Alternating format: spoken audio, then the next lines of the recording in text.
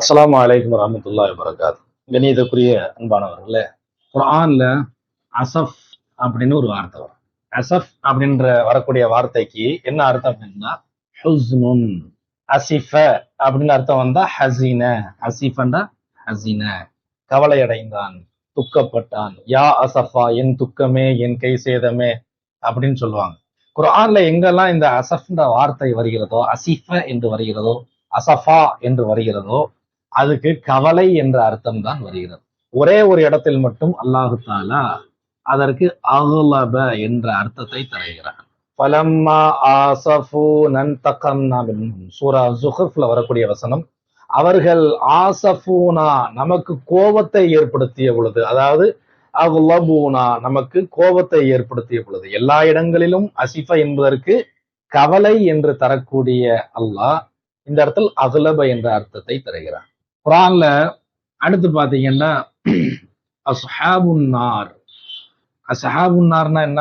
நரகவாசிகள் அர்த்தம். அஸ்ஹாப்னா உடையவர்கள், அன்னார் நரகம் உடையவர்கள் நரகவாசிகள். அஸ்ஹாபுன் நார்னு குர்ஆன்ல எங்கெல்லாம் வருகிறதோ அங்கெல்லாம் நரகவாசிகளை பற்றித்தான் அல்லாஹ் கூறுகிறான். அல் முஅzzபீன ஃபீஹா, நரகத்தில் வேதனைப்படுத்தப்படுபவர்கள். ஆனா ஒரே ஒரு இடத்துல மட்டும் அஸ்ஹாபுன்னார் என்ற வார்த்தைக்கு மலக்குமார்களை பற்றி அல்லாஹ் பேசுகிறான். அது யார் குறிக்குதும்? மலக்குமார்கள். சூரா முத்தஸ்ஸிர்ல நீங்க எடுத்து பாத்தீங்கன்னா தெரியும், வமா ஜஅல்னா அஸ்ஹாபன்னாரி இல்லா மலாயிகா, அந்த நரகம் உடையவர்களாக மலக்குமார்களை நாம் ஆக்கியிருக்கிறோம் என்று அல்லாஹ் பேசுகிறான். அப்படின்னா என்ன அர்த்தம்? நரகத்திற்கு காவலாளிகளாக அல்லாஹ் மலக்குகளை ஏற்படுத்தியிருக்கிறான். அஸ்ஹாபுன்னார்னு குர்ஆன்ல வர்ற இடங்கள்ல ஃபுல்லா நரகவாசிகள் என்று பொருள். ஒரே ஒரு இடத்தில் மட்டும் அது மலக்குமார்களை குறிக்கிறது. அடுத்து பாத்தீங்கன்னா புரூஜ். புரூஜ் புரூஜ்னா அதுக்கு அல் கவாக்கிப், நட்சத்திரங்கள்ன்ற அர்த்தம். சரிங்களா? எங்கெல்லாம் குர்ஆன்ல புரூஜ்னு வருதோ அங்கெல்லாம் நட்சத்திரங்கள்ன்ற அர்த்தத்தை தான் தருது. ஆனா ஒரே ஒரு இடத்துல மட்டும் புரூஜ் என்பதற்கு அல் குசூர். குசூர்னா என்னங்க? கோட்டைகள், பாதுகாப்பான கோட்டை சொல்லுவாங்க. சரிங்களா? அல் குசூர் என்ற அர்த்தத்தை அல்லாஹ் தஆலா கொடுக்கிறான்.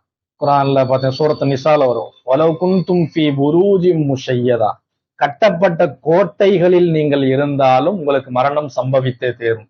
புரூஜ் என்ற வார்த்தைக்கு குர்ஆன் முழுக்க கவாக்கிப், நட்சத்திரங்கள் என்ற அர்த்தம் வருகிறது. ஒரே ஒரு இடத்தில் மட்டும் கோட்டைகள் என்ற அர்த்தம் வருகிறது. அதே மாதிரி பஅல். பஅல் என்ற வார்த்தைக்கு குர்ஆன் முழுக்க நீங்க தேடினீங்கன்னா இதுக்கு கணவன் என்ற அர்த்தம் வரும். பஅல் என்பதற்கு ஜவுஜ், கணவன் என்ற அர்த்தத்தை நீங்க பார்க்கலாம் எல்லா இடங்கள்லையும். ஆனா ஒரே ஒரு இடத்துல மட்டும் பஅல் என்ற வார்த்தைக்கு சிலை அப்படின்னு அர்த்தம் வரும். சனம்னா என்ன? சிலை.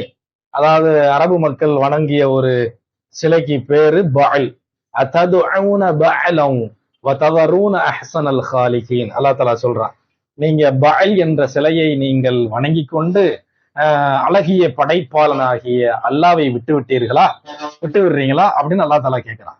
பஅல்னா கணவன்ற அர்த்தத்துல எல்லா இடங்களிலும் குர்ஆன்ல வருது. ஒரே ஒரு இடத்துல சிலையை குறிக்கும். புரூஜுண்டா நட்சத்திரம்ன்ற அர்த்தம் தான் எல்லா இடத்துலயும் வருது. ஒரே ஒரு இடத்துல மட்டும் கோட்டைகள் என்ற அர்த்தம் வருது. அஸ்ஹாபுன்னார்னா நரகவாசிகள் என்ற அர்த்தம் தான் எல்லா இடத்துலயும் வருது. ஒரே ஒரு இடத்துல மட்டும் மலக்குமார்ல குறிக்குது. அசஃப், அசிஃப, அசஃபா என்ற வார்த்தை எல்லா இடங்களிலும் கவலை என்ற அர்த்தத்தை குர்ஆனில் தருகிறது. ஒரே ஒரு இடத்தில் அகுலப என்ற அர்த்தத்தை தருகிறது. இப்ப நம்ம விளங்கிக்கணும், குர்ஆனை நம்ம அர்த்தம் வச்சிடலான்னு நம்ம நினைப்போம். ஆனா எல்லா இடங்களையும் நம்ம நினைக்கிற அர்த்தம் வருமானா வராது. அந்த இடத்தில் எந்த அர்த்தம் வைக்கும் என்று அந்த மொழியியல் வல்லுநர்கள், இமாம்கள் சொல்லி தந்தார்களோ அதன்படிதான் நாம் விளங்க முடியும். வல்ல நாயகன் விளங்கும் தௌஃபீக்கை நமக்கு தந்தல் புரிவானாக. வாஹிரு தஅவானா அல்ஹம்துலில்லாஹி ரப்பில் ஆலமீன். அஸ்ஸலாமு அலைக்கும் வரஹ்மத்துல்லாஹி வபரகாத்துஹு.